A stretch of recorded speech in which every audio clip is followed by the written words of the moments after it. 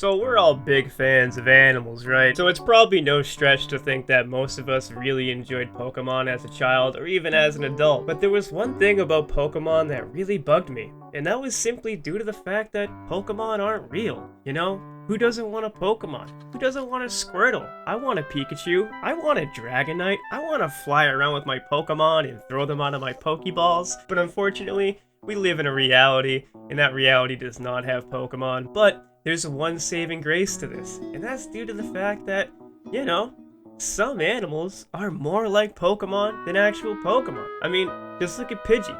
That thing's just a bird. But have you ever heard of the Pangolin? Now, this thing has a Pokemon adaptation called the Sandshrew, and if you ask me, that Sandshrew's a little bitch. That Sandshrew got nothing on the Pangolin. So today, we're talking about this bad boy. So there are 8 different species of Pangolin, and the biggest species can grow up to 75 pounds and 4.5 feet long, which again, kind of like the giant anteater, it blows my mind. It's like, how can you eat insects and become such a giant unit? Like, I eat hamburgers and cheeseburgers and stuff, and I only grew to like 5.5 feet tall. Now, pangolins are really slow. They can only run like 3 miles per hour, and this is probably due to the fact that they're weighed down by their armor and their diet consists of insects. You know, if you're eating insects all day, you're not really going to be moving around too much. But if you're a pangolin, then guess what?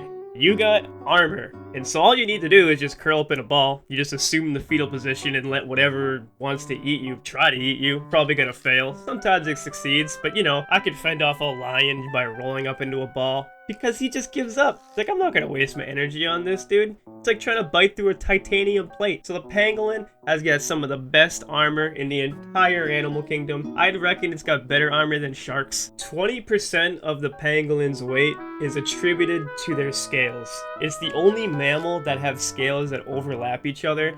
So evolution really took care of these things when it came to their armor. For being as slow as they are, these armored scales must be putting in some work because these things have lived on Earth about 80 million years. How did they figure that out? I don't know. That stuff really goes beyond my pay grade. They just like look at bones and stuff and they're like, yeah, that's old as fuck. You know, sometimes science doesn't really make sense to me, but hey, who am I? I'm just a dude in a closet right now. What the hell would I know? These things are surprisingly similar to the anteater. If you watch my other video about the anteater, you'll know that the anteater will do this intimidation thing where it gets up on 2 legs and it uses its tail as a counterweight. It can be like, I'm a big scary animal, fuck with me, Because they got a tail that can be used as a counterweight, stand on 2 legs. They don't really like walking around on 4 legs, you know? When you got claws that kind of curl in, it's not very comfortable to walk around on them. And not only that, but much like the anteater, they can have a tongue that's basically as long as their body, which I don't, how does that make sense, bro? How do you have a tongue that's as long as your body? I mean, I get it, I get why they have it, right? They're eating insects and stuff, and they need that long, slinky tongue to get through the anthills and stuff like that. But, like, how does it go through your whole body? Like, is their tongue by their butthole? Like, I don't want that. I mean, that'd be badass being a pangolin, but I don't want my tongue anywhere near any buttholes. Were you wondering what pangolin meant? Because it's pretty aptly named. Because pangolin means something that rolls up. And that is what the pangolin does. When it's threatened, it just assumes the fetal position and it lays there. And then whenever it tries to attack, it tries to bite through it. Sometimes it does, but a lot of the time, they just give up. You know, this thing's got basically plate mail on. And like, even a lion has a hard time penetrating this stuff. Lions have been observed giving up trying to bite these things because they're like, wait, this is too much for me, dude. I don't have the energy to do this. It's like 95 degrees out right now. It's like trying to open a pickle jar that's been glued on. Like, why would I do that? I'm just gonna go ahead and eat some fruit or some shit. So do you guys know what a prehensile tail is? Well, basically, that's just a tail that they can use to like grab stuff with. But you know, like a lot of monkeys, they use that tail to swing around, use as a little balancing thing. Well, pangolins can do that too. How? I don't know. It looks like their scales are getting in the way, but check this out. This pangolin's just chilling upside down. He looks like he's having a grand old time. I wish I had one of those. That looks fun as hell. So yeah, if you're a 4.5 foot long animal and your diet is entirely insects, you gotta eat a lot of insects. So you guys want to take a guess at how many insects a year a single pangolin can eat? Just take a guess. If you get within 10 million, you get it right. Because this thing can eat more than 70 million insects a year, dude. 70 million. If you were to tell me how many insects insects are in the world, I'd probably say like a billion or something like that, which is obviously wrong. There's 7 billion of us. I'm just a dummy. But 70 million? What? That's about 200,000 insects a day. So I fuck with this thing. I want this pangolin as a pet. I don't like bugs that much. There's some bugs that I like, but a lot of them I don't like. Probably not the wisest thing to have a pangolin as a pet, but come on, dude. 200,000 insects a year? Come on, dude. That's awesome. I want that.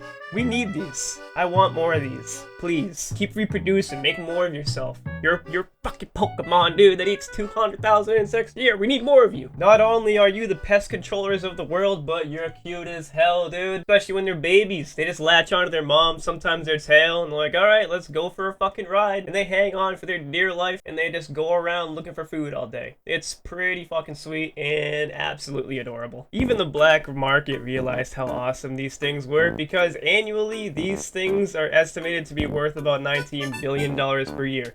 Now that's awesome, like they're valuable, but that's also not awesome because people just kill them and use them for their scales. And if you're one of those people, go fucking die, please. Dude, I swear, every single time I look up an animal, there's just some crazy lore behind it about how it gives you some supernatural powers. You know, usually it's some weird Chinese medicine thing where it like makes your balls grow bigger or something. But for the pangolin in Nigeria, some people think that it can grant you invisibility. And I have a theory about this. I think that there's some sane people out there and they're like, yeah, that dude over there, he thinks that the pangolin makes him invisible, so let's just not acknowledge him, because he's a little crazy, so we gotta ignore that guy. And that guy's like, whoa, I'm invisible, holy shit.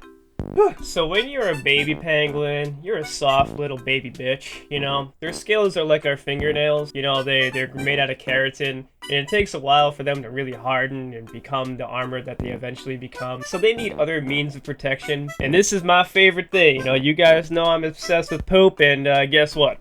These things will poop a yellow secretion out of their anal glands, which apparently is pretty big. And it smells like decaying flesh. It just smells like the most awful thing in the world. And animals will just be like, yeah, no, I don't want to eat that. That's not my taste. You know, I like meat. I don't like poop. We're gonna stay away from that thing. So that's pretty cool if you ask me. So if you guys weren't jealous of their tails, if you guys weren't jealous of their scales, if you guys weren't jealous of anything about this thing, I got something that you can be jealous of. You know how hard it is to date these days? You know, it's the pandemic going on. Tinder kind of sucked. It's like you're window shopping for people. Well, what if I told you that if you were a pangolin, all you had to do was take a fat, steamy dump? That's all you gotta do. You take a poop, female pangolin comes around, she takes a fat whip of your poop, and she's like, that's my man right there. That's a good dump. That's a hunk of a pangolin. You smell that? That poop smells like pure masculinity, and I want it. Imagine if it was that easy, boys. All you had to do is take a fat stinker. So while their scales are extremely protective, you know, it's really hard to bite through these things, they're also extremely sharp. So say you're a pangolin, you're going around eating some ants and stuff, and you know, you're really focused on your food. Sometimes a lion might sneak up on you, and you know, you didn't have time to roll up in your ball. So what you're gonna do is you're gonna lay on your back and slice that thing, because these things are basically little daggers,